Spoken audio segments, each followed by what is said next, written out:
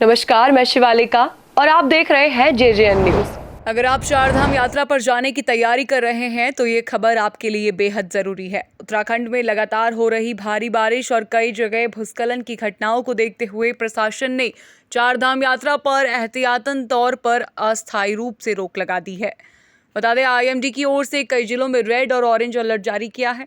इसी के मद्देनजर गढ़वाल आयुक्त ने चारधाम यात्रा से जुड़े सभी जिलाधिकारियों और अधिकारियों को निर्देश दिए हैं कि यात्रा मार्गों पर मौजूद सभी श्रद्धालुओं को सुरक्षित स्थानों पर ठहराया जाए। प्रशासन ने साफ कहा है कि मार्ग पूरी तरह सुरक्षित घोषित होने के बाद ही यात्रियों को आगे बढ़ने की अनुमति दी जाएगी। इसी के साथ ही सभी जिलों को मौसम और सड़क की स्थिति पर लगातार निगरानी रखने और मीडिया के माध्यम से सही व आधिकारिक जानकारी साझा करने के निर्देश दिए हैं, ताकि किसी भी तरह की अफवाह न फैले। प्रशासन ने स्पष्ट किया है कि ये फैसला श्रद्धालुओं की सुरक्षा को सर्वोच्च प्राथमिकता देते हुए लिया गया है।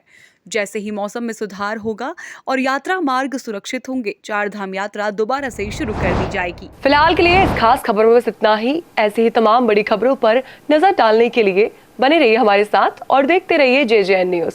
धन्यवाद।